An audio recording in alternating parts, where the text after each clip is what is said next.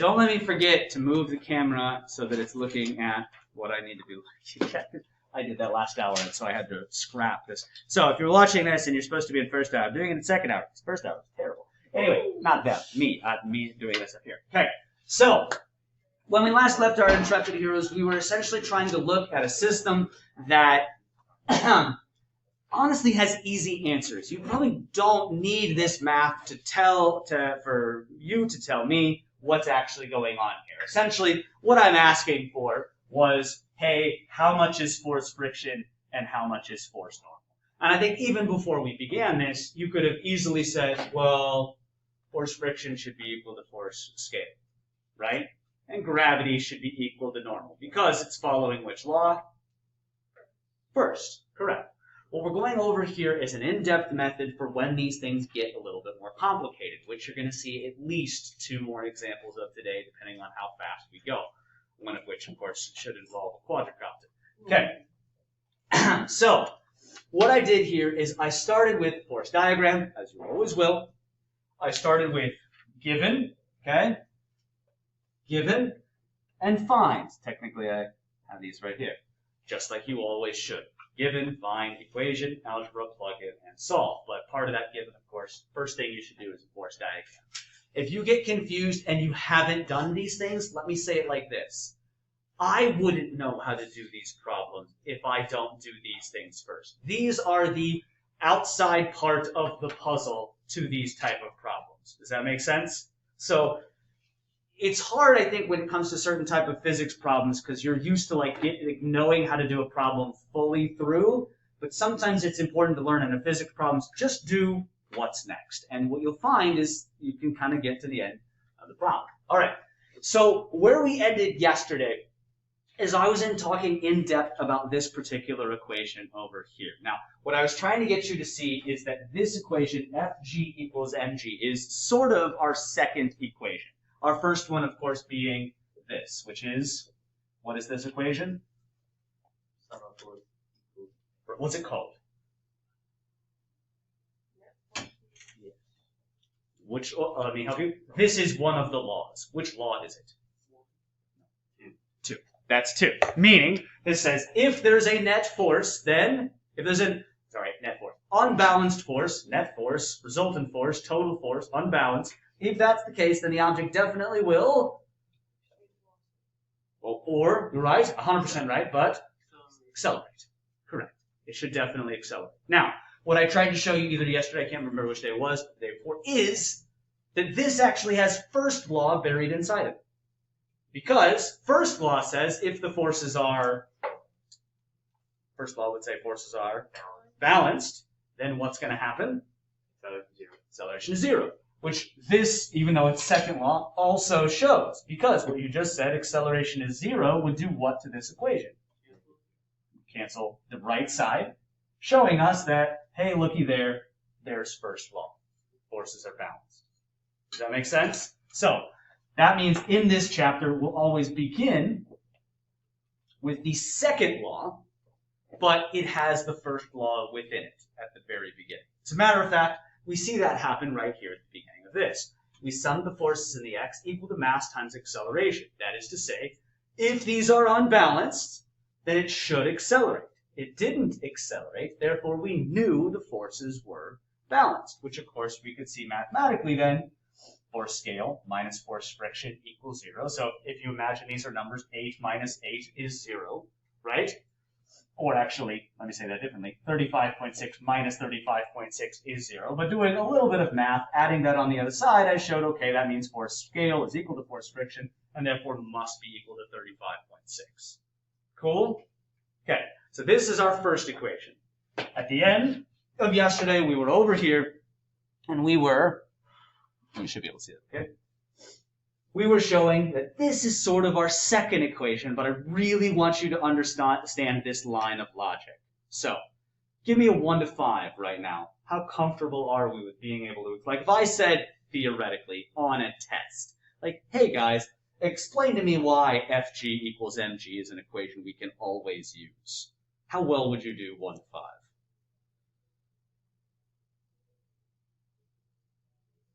Low numbers, fair enough, or no numbers whatsoever. So, all right, let's cover this again. Okay, I had to do this in first hour, so don't feel bad. I had to reiterate this to first hour, but let me be very, very clear. Teaching physics is not an easy thing. Okay, it's not to pat myself on the back or anything. It's to say this: I don't expect to do it perfect. Okay, but one thing that helps me a ton is when you guys tell me honestly that you don't know something. Okay, don't ever, ever, ever feel bad about that. If you don't know, let me know. Because then and ask questions. Because the more you ask questions, I figure out what it is you don't know. Okay? I always know when you don't know something because I look out and I see this blank look on your face. Like it's very obvious that you all don't know. But if you don't ask questions or say anything, then I have to guess at what you don't know. And that's what leads to Spainhour going off on this tangent that you're like, why did he even do that? Well, because you didn't tell him what you were confused about, so he explained something again. All right, so I need to explain this further. Let me start in a different spot. Let me start with the definition of the Newton. Okay, I told you the other day that 1 Newton is equal to 1 kilogram times 1 meter per second squared. Meaning, where'd my kilogram go? I need it. There it is. Awesome.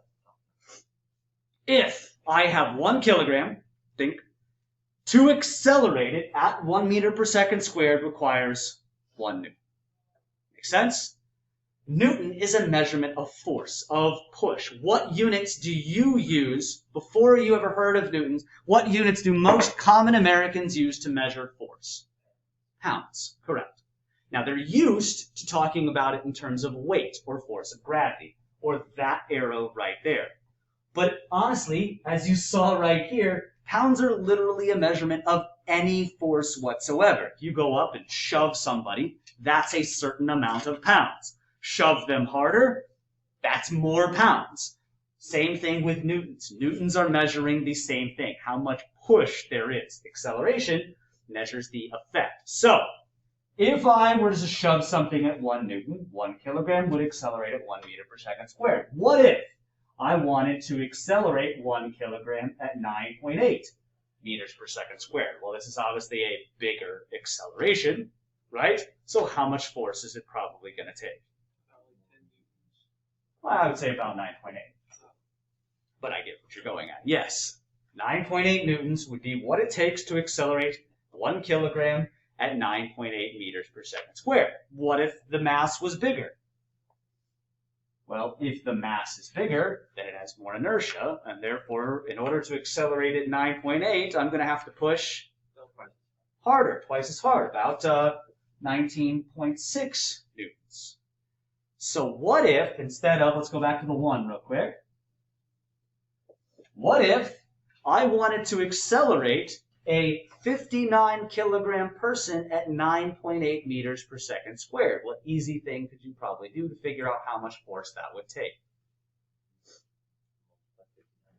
So you would multiply their mass, 59 kilograms, by 9.8 meters per second squared, right?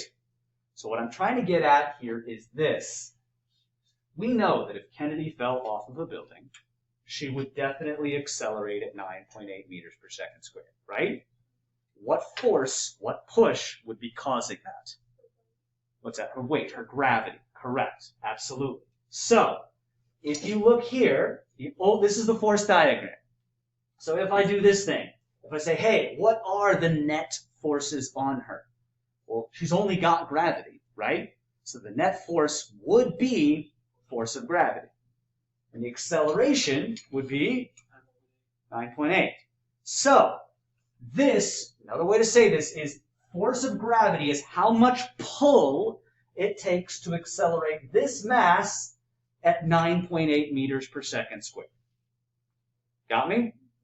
Now, of course, in this case, she'll accelerate at 9.8 meters per second squared. What about over here? Is she going to accelerate at 9.8 meters per second squared? No. The forces are balanced, so the acceleration should be 0. Of course it should be 0. But, even though these are entirely different situations, will this arrow of force of gravity be any different than this arrow of force of gravity? No.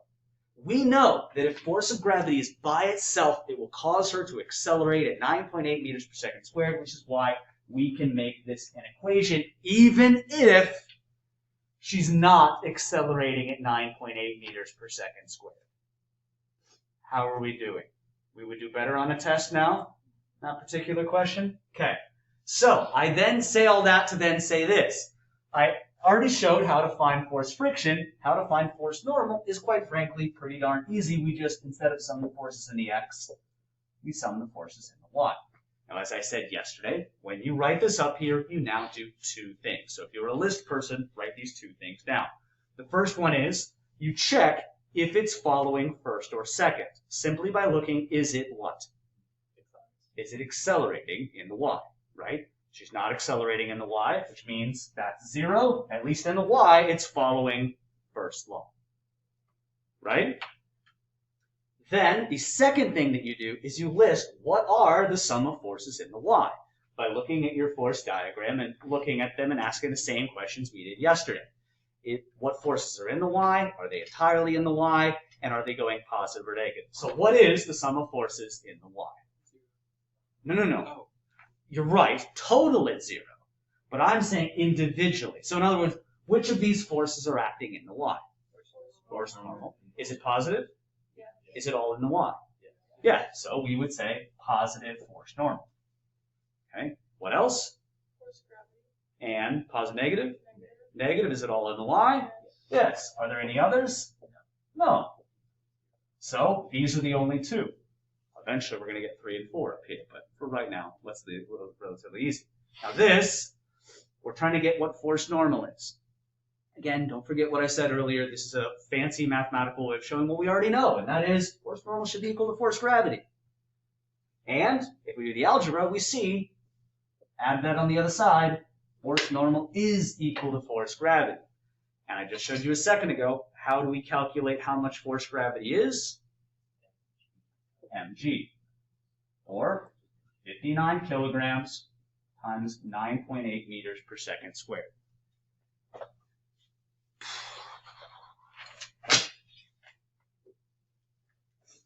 So if I multiply this out, I would get 578.2 newtons. If we were curious, if we were really wondering how much that person actually weighed, I don't know if the air quotes so that's accurate, how much they weighed in pounds, all you would need to do with this number is convert. Convert it over to pounds, or divide by 4.45, and that will tell you the exact same thing as the scale will right over here. Let's briefly talk about the scale and what it actually measures. So here you go, you've got a scale or a crappy Mario mushroom on the ground. Okay? Let's start simple here. What's the force diagram on a person standing on a scale? Force gravity and? I would say either force normal. For this particular case, just so I can explain it, I'm going to call this force of scale. But yes. In other words, the scale is the thing that's pushing them up. Now, I reference this specifically because actually I will tell you this. A scale does not actually measure your weight. A scale does not measure how much you're pulled down. It measures what? How much it pushes up. And here's the best way to prove that, which you've ever stood on a scale and messed with it. Let's say I'm unhappy with what number is on here. Okay? What simple thing could I probably do to make myself feel better about what number is on here? I could push up. What's that? Oh, that's not that fair. Come on. Go away. Yeah. Come on. Thank you. I could push up. And what happens to my weight? Does it actually, though? No. What changes about the force diagram? You're adding. There's another push up. This relies on Newton's first law. Usually it expects people to get on a scale and stay there, right? And just not, and have what velocity? 0, but what should that also velocity be doing? Be constant, in which case, yes, they would be equal. But if you don't believe me on this, get on a scale at some point in time and bounce up and down. Now, if I bounce up and down, I'm accelerating a bunch here, right? And if I'm accelerating a bunch, does that stay at the same number? No. As a matter of fact, if I'm accelerating upward, what changes about my force diagram? If I'm accelerating upward, The force S goes up. and of course the number on there looks like it goes up. On the other hand, if I'm accelerating downward, force scale goes down. But does weight change at all during that entire time? This is why, actually, if you were to put a scale, say, on an elevator, the elevator will be scale will be accurate when the elevator is still. Will it be accurate when the elevator is just moving at a steady pace? Yes, because it's still following first law. But when will the scale actually not be accurate? When you're speeding up and slowing down. As a matter of fact, take a look at this. Let's say you're on an elevator, you're standing on a scale, right? And somebody were to cut the elevator line. Obviously, this would be bad and terrible for you, but if that were the case, what would the scale read as far as how heavy you actually are? 0, because it would not be pushing on you at all, because this would look like your force diagram as you plummeted terribly far down. How are we doing? Okay, let's try another problem here. Okay, I'm going to pull up, I've done this problem a few times. Let's see what you can do with this.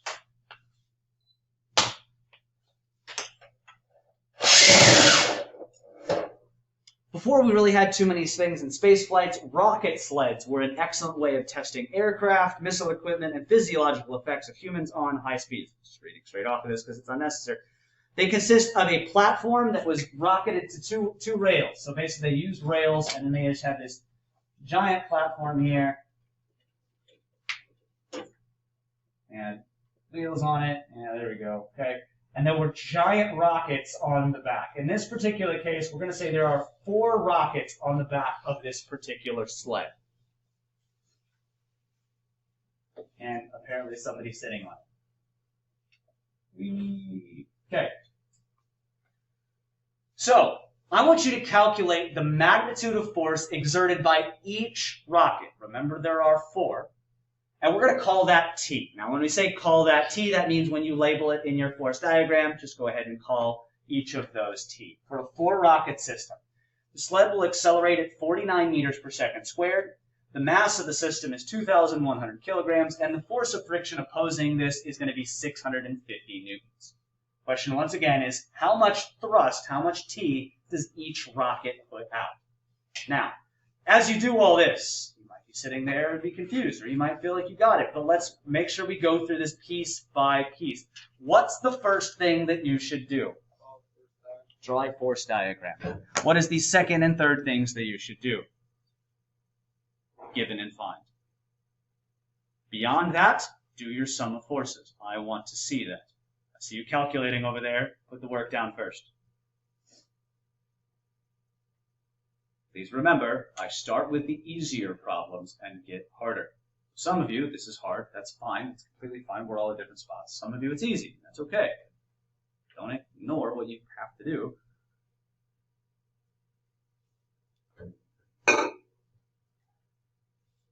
You got to walk before you can run.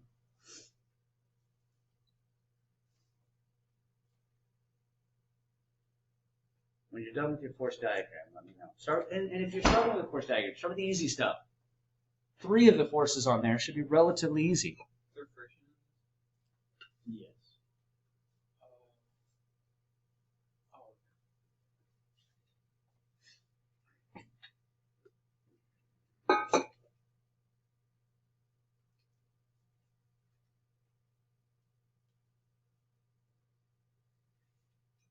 Sorry, people in the video, for a second. That was videoception. Are people watching right now? Not right now. They will in the future. I'm just recording right now.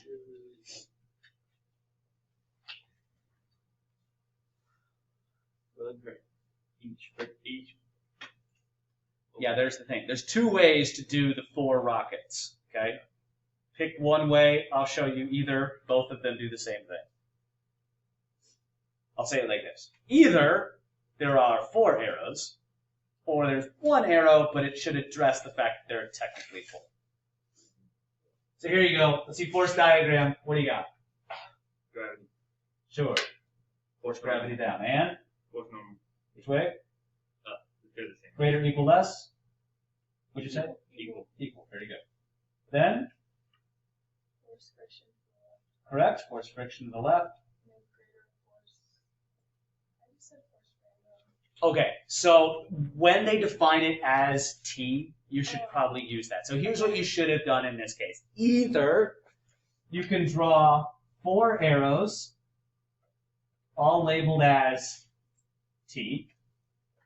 Okay, it's the first way that you could have probably logically done. Or, like you were saying a second ago, Elena, you could draw 1 big arrow to the right, but if that's the case, we should label this as what? T over 4. Almost. 4T. Oh, yeah, that makes sense. And essentially, they're the same thing because of this. This arrow is sort of all 4 of them added together at the same time. And it would result the same way no matter how you did the math, so that's why it really doesn't matter. All right, what's next? We've done our force diagram. What's next? Given. Give it. What's given? Acceleration. Acceleration is? 49 meters.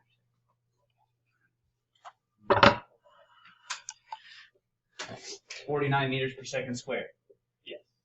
Now, when it comes to actually understanding how fast something is, gravity is a great way because you guys, for the most part, know what your weight is, right?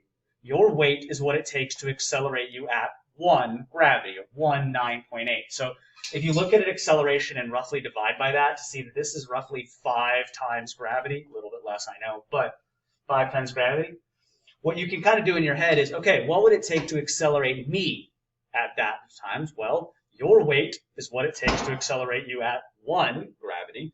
So to accelerate you at 5 times gravity, take your weight and multiply that by 5.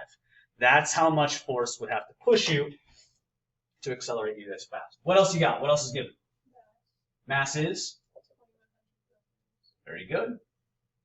There's one other given. Force friction. Is? 650 meters. And what are we trying to find?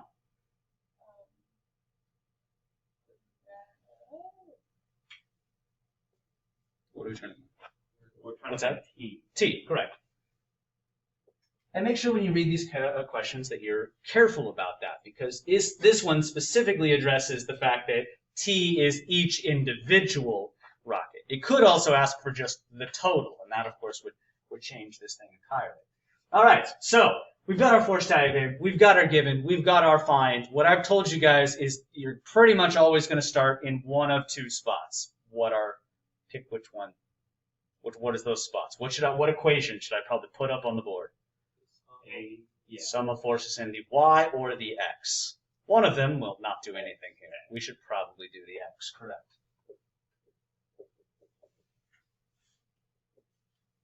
And once you've written these down, you go through 2 individual steps, and they are the first one. Is it following first or second?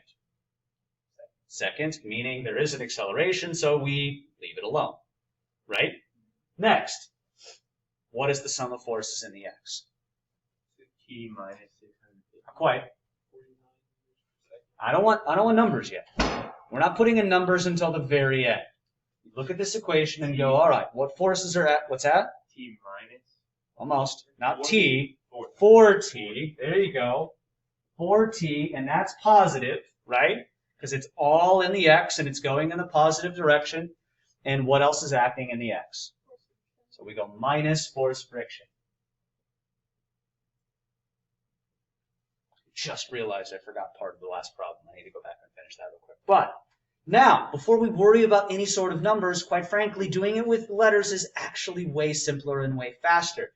What should I do to get T? To begin with, you should add force friction on both sides. And then quite simply, I need to divide by 4.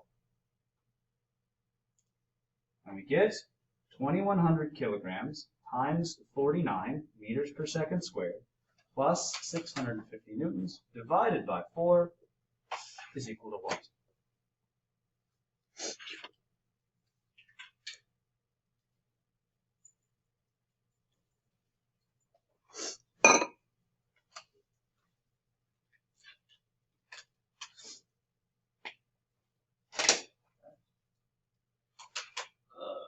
One hundred and 103,000. Wait, 103,500. You have it divided by 4 yet. You're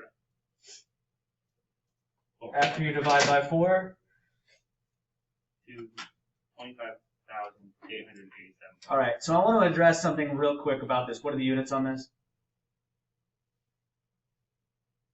Newtons.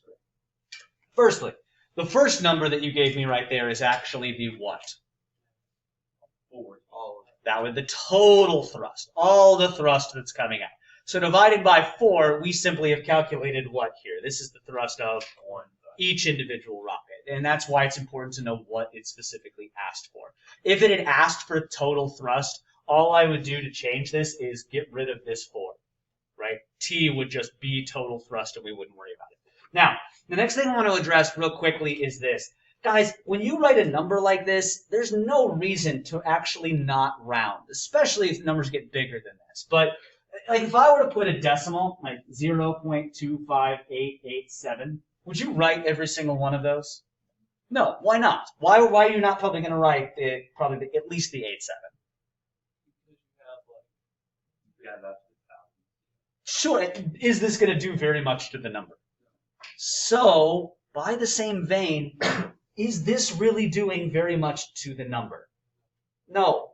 So it's really good practice to start rounding to like probably that third number or the second. So I would either round this to 26,000 or 25,900. Now it feels weird because I know like you're used to bigger numbers. Like, wait, that's like, we just got rid of 13. But does 13 do very much when you're talking about 25,000 at all? It does about the same that this guy does over here for this decimal as well. So, all right, let's go back because I just realized I screwed up on, I wanted to do yesterday's problem. Yes, Elena. Can you explain why it's like in newtons? Sure. Okay. Canceled out to get it. Well, for starters, don't forget that a kilogram times meters per second squared is defined as a newton, right? So technically, when you multiply these two together, this number became newtons, and then we added it to newtons and divided by 4. So that's why it should end up as newtons. Yes. Your answers are not, to use this equation, your answers will never be in pounds. Okay? The only way they could be in pounds is a pound, by definition. So just like a newton is equal to a kilogram times meter per second squared, a pound, by definition, is equal to a slug times feet, 1 foot per second squared. Now this one should make really good sense. This one you've never probably ever seen before ever. It's the English way of measuring mass, and we never use it for very good reason, but that's where we get the definition of the pound from. Anyway, it's also a large amount.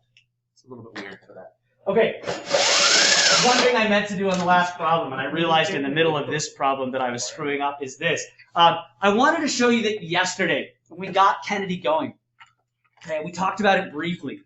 This guy dropped all the way down to 20 before coming up to the 8 right here. And I think you answered this yesterday, but humor me again. Why did it have to drop all the way down to 20 if it only took 8 pounds to get her going at a constant velocity?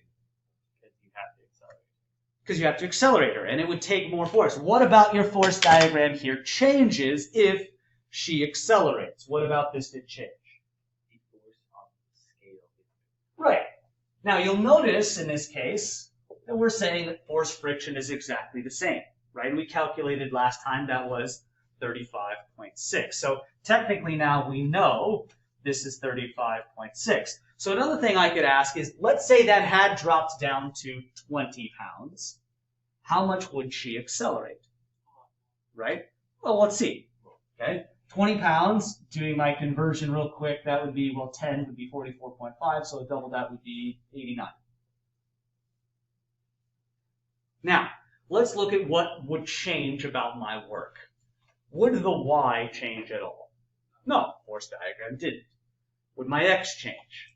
Yes. What would change about the x? Sure. Well, for starters, the very beginning, what would change about this very beginning part? Not zero. It's not 0. So we would leave this as MAX, just like we did over there, and that was the moment I realized that I hadn't done this over here. Meaning, this side is still exactly the same, right? Except before, each of these were in fact 35.6. Are both of them 35.6 anymore? No. So there will be an acceleration. And we could use this to calculate how much they would accelerate pretty easily by, actually this algebra is super simple. What would we do to calculate how much they accelerate? We know the force, but right, we have the forces here, but we have friction. No, we wouldn't have friction. We're trying to get acceleration this time. Divide by mass. We would divide by mass, right. Because we know that force spring is 89 newtons. And we know that force friction from calculating last time was 35.6. And now the only thing that you would need to know how much she accelerates is the mass, 59 kilograms. Now it's interesting that we're doing this second hour because weirdly they got very similar numbers in first hour. I didn't ask them to, but they actually got 8 and 20 as well. But the person in the seat last hour was 77 kilograms. So the fact that Kennedy is 59 kilograms means what effect will that have on the situation? She should accelerate more because she has less, and therefore less of what property? Inertia. Correct. This is addressing how much inertia she specifically has relative to that other particular person. So we could take this pretty easy. 89 minus 35.6. Somebody humor me. That's 53 divided by, should be a little bit less than 1. Like 0.9 something, right? So we actually calculated. 59. So divided by 59. So she should accelerate at 0.91 meters per second squared. Now, I will tell you, even though she has less mass than that person got 0.6. She's accelerating 1.5 times as much. But is that very much acceleration? Which makes sense because as we watched her, did she accelerate a crazy amount across the room? No. Not until she didn't accelerate very much at all. All right, let's. Which problem do I want to do next? Where are we at? The amount of time we got left. I want to use this. I definitely want to use this, but let's. I will. I definitely will. I want to make sure you're in a good spot because this one gets a little bit confusing, and I want people to be well prepared for it as best as I can. So let's try this. Lost my 1 kilogram, and then here it is. What we're going to look at now is, let's assume we've got an angled hill right here, which obviously we do. Okay, I put a mass on it. Now that's going to slide down. Okay, I'm going to poke it as best as I can horizontally. Okay, and the question that I have right now is, this is 1 kilogram. How much force do I have to put on this for it to stay here? Okay, now I've told you the mass is 1 kilogram. I'm only going to tell you one other number. And that other number is, you're going to have to help me actually a little bit. 19. Let's go about 20. Let's make our life easier here and say the hill's about 20 degrees. Okay? So the hill is 20 degrees. So anytime you have to draw a hill, just draw a triangle. Okay? And I'm poking it like this. Where should we begin? First diagram. So again, I'll say the whole thing again. The hill is a 20-degree hill. It's a 1 kilogram mass. I'm poking it horizontally. How much do I have to poke it in order for it to not go anywhere? So you begin with the force diagram. You're given and find. That's a lovely sound.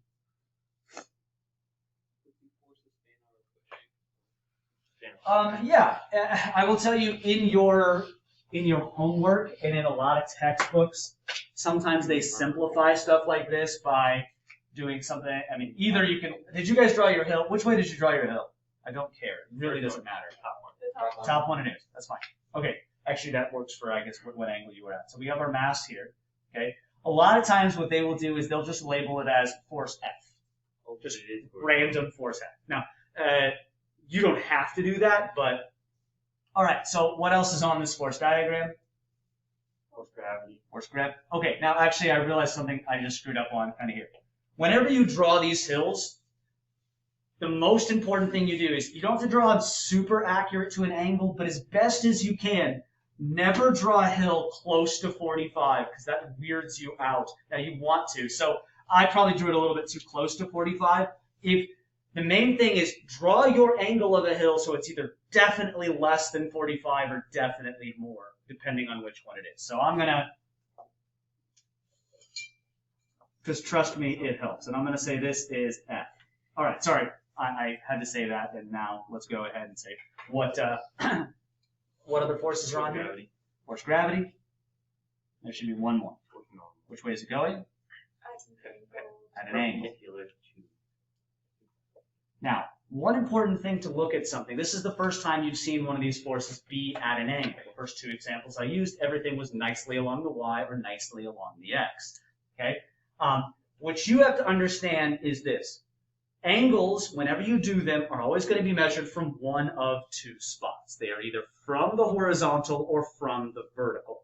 Now, in the previous chapters, we try to make your life easy because there's already so much other stuff that you're dealing with. So every angle to this point has always been with the horizontal. It's always been with the x. That will no longer always be the case. For example, here. Where is that 20 degrees in this triangle? From the vertical. Correct. Now, if you struggle with that, think about it like this. Which way is force normal going here? Up. So as the hill angles up more and more and more, force normal leaves from the vertical that exact same angle. Does that make sense? Now, the other thing you got to be careful with now, though, is that trig doesn't always work out where cosine's x, sine is y. That's not, you just have to follow trig. Opposite, adjacent, all that fun. Humor me real quick. Which one's cosine? Not quite. Cosine would be, it's not opposite at all. You're right. Adjacent over hypotenuse. Adjacent over hypotenuse. Sine is? Oh, yeah. Opposite over hypotenuse. Correct. And tangent is? Okay, that's going to be important here in like just a second. All right, now we have our force diagram. What else do we need? I've given you one of the pieces already. Given. What else? Well, there's only one other given. The mass. Mass was 1 kilogram. Okay? And what are we trying to find? Force. F. What is F? Yeah. What's that? Now, all of you should be able to begin here, or at least attempt to begin here. Okay? If I told people like how to do these problems, the first step is getting good. Well, you remember me talking at length about why getting good at force diagrams is important. Hopefully you can see it here. You don't draw your force diagram correctly here, the whole rest of this is going to be very, very, very challenging. Okay? Be able to do your force diagram and you're given and fine. But again, like I said earlier, after you're here, pretty much where are you always going to go? What are you going to do next? To the Net force, Newton's second law, if you will. But some of the forces in the x, some of the forces in the y. Now, sometimes you won't know which one to begin with. I'm not going to tell you either because a lot of times it's trial and error. You'll probably get a little bit more used to it, but in this particular case, just make a guess which one do you want to start with. Okay? Now, I could see both arguments, but you do see that the answer is in the x, right? So you might start there for that particular reason, or let's go ahead and start the y. This is where you always start. Once you write it up here, we ask the same two questions. What two things do I need to address? Is it? No. So that's 0. Next question is, what is the sum of forces in the y? Now I want to remind you, because now we're dealing with an angle, is you should check. Is the force in the y? Is it only in the y? And is it positive or negative? So let's address that for each of them. What forces are acting? Force gravity. Positive, negative? Negative. Is it only in the x? Yeah, I'm sorry, y, my apologies, but you got what I'm saying. Yeah, so we would say negative force gravity. Okay? And what else is acting in the y? Force normal. Force normal. Positive, negative? Positive. Positive, is it only in the y? So what should you do different? Put the subscript y. So we should put positive what? F with the y. Force normal y. Force normal. Yeah. And is that the only thing acting in the y? So that's this, and therefore equal to 0.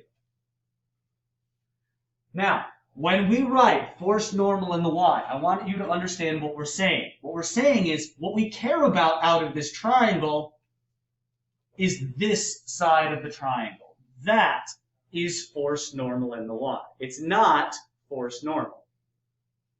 So what do we get out of this? Well, what we get is, just moving this around, all right, force normal in the y is apparently equal to force gravity. And how do we calculate force gravity always? Mass times acceleration. mg. Or times gravity.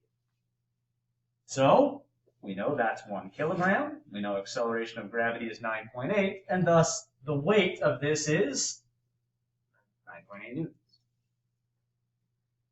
And that's 9.8 newtons, so force normal in the y is also 9.8 newtons. Now that's great information and all that. Actually, I'm going to go a little bit. Let's put this below because I'm going to need the space on the right side. But you might say, awesome. That doesn't answer my question at all, does it? Right? So what should I probably try now? I'm stuck. Sum of the forces in the x. Same question. Is it accelerating in the x? No. What are the sum of forces in the x? Force F. Or F. Positive? Negative? Okay, positive, F. Is that it? No? What else do we got? Force F. Almost? What other piece should be there? F. Negative. Y? Correct. Now, this is what we're trying to get, right? Now, we got a nice thing here. What we're seeing here is, all right, F is equal to force normal in the x. Okay, so we know force normal in the y is equal to 9.8, and we know that F is equal to force normal in the x. If only we had some way of comparing two spots on a triangle given an angle.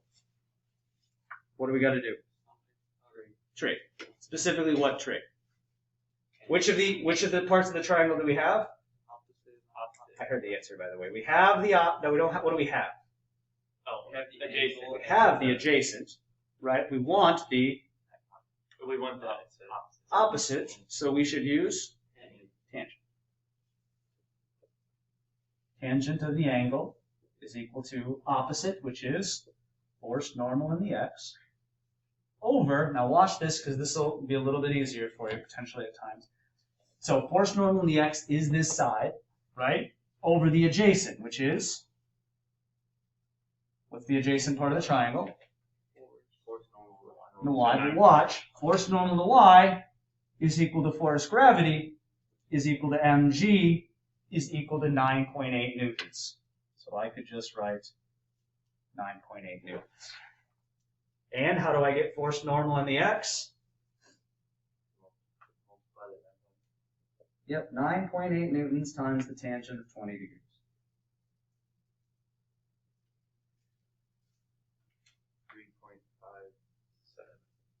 3.57 newtons. And actually, that calculates how much this is pushing this way. If I didn't draw this diagram very well, there we are.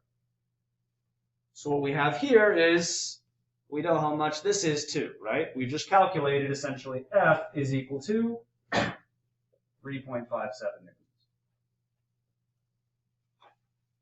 So let me break all of that down of what we did. What we said essentially is this. The push down, 9.8 newtons, has to be equal to the push up because it's not accelerating, right? And the push right has to equal to the push left because it's not accelerating. So by finding how much push up there is and knowing the angle, we just did trig, that ratio stuff, to calculate how much force there is pushing left. And here we show that the force left must be equal to the force right, so it should be 3.57 newtons. Yes? So we wouldn't. I mean, I know obviously we would square both of them and then square root them, but I don't really understand why. Say that again? So like usually wouldn't we just like square both of them for like problem done and then square root them? Oh, I see what you're Combine saying. them? Okay, for starters, What force would that find? excellent question. You mean like if we took this one and we took that one and squared them and square root, we could do that, and what force would that find? Would it find force? Correct. That would find the total force normal. Now, we weren't asked to find force normal in here. You could do that. You also, by the way, could have used just a different piece of trig to get force normal, right? If you didn't want to use Pythagorean theorem. What piece of trig would have given us this since we knew that one? Cosine would also work there as well. Either one should get you the exact same answer. All right. Now I told you we should definitely use the quadricopter, so here we go, but I will warn you, this problem is extraordinarily similar to the last one, so hopefully you, come on. I should probably face it in the right direction. Good. Now if you look carefully at the quadricopter, and I try to, sorry everybody online, all right, I try to get it to hover. What is the force diagram if it's just hovering there? Hover there. Come on. Let's go ahead and call that upward thing force lift. Force lift is the up. All right, now, if I wanted to accelerate forward, that's actually going at a constant velocity. What does it have to do?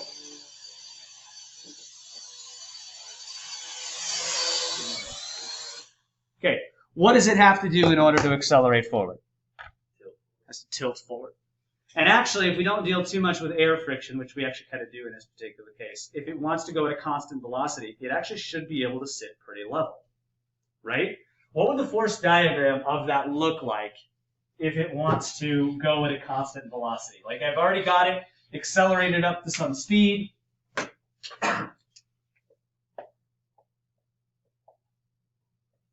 What's the force diagram on this as it wants to go at a constant velocity? Friction is equal to force. I'm going to say there's like not very much friction on this. So like. So I would say force gravity down, force lift up. Because do you need a force in the direction it's going to stay at a constant velocity? No. Now, you're right. If we deal with friction, what's this thing probably going to do? Go back. Slow down. Slow down. It will definitely slow down. In all actuality, that's more likely what it does. But let's say we're not dealing too much with friction here. What changes about this if it wants to accelerate? So now, is it like this? It's like No, in order to, by the way, in order to pull this off, what would have to happen? it would go sideways. Yeah, it would go this. And according to the force diagram, it would accelerate this way, but it would also very much accelerate down at the same time, or accelerate pretty much in that particular direction. So let's try to say in this case that we don't know the mass. Or I could tell you the mass, but we technically don't need it. Okay? And we're trying to figure out how much they accelerate. So we don't know mass. We're trying to figure out how much they accelerate if it angles forward. And you can see the same sort of thing happens as with the hill. Force lift is usually up. So as it angles or tips forward, let's say in this case we're going to tip forward about 30 degrees. How much does force lift come over? 30 degrees from the vertical. Correct. So now, to get it to accelerate, here we are. We have this angle, and that angle is 30 degrees. What you're going to end up with, give me just 2 seconds here, and I got you. It is sum of forces in the y equals mass times acceleration in the y. If it stays at the same height, there would be no acceleration, so you have force lift in the y minus force gravity equals 0. So once again, force lift in the y would equal force gravity, which would equal mg. Yes, we don't know mg, but that's great. Then we could get force in the x. Now it would actually accelerate, and the only force acting in the x would be force lift in the x equal to mass times acceleration. To get force lift in the x, we would do trig. And I would have this piece and want this piece, so I would do tangent of the angle again, which would equal force lift in the x all over mg. So force lift in the x equals mg tangent theta. Plugging this in, you see why we don't need mass. What is the nice thing about mass? What happens to it here? Cancels. So the acceleration is actually equal to g tangent of theta. Thank you for hanging around. You guys have a good day. Hopefully that was helpful for you guys there online.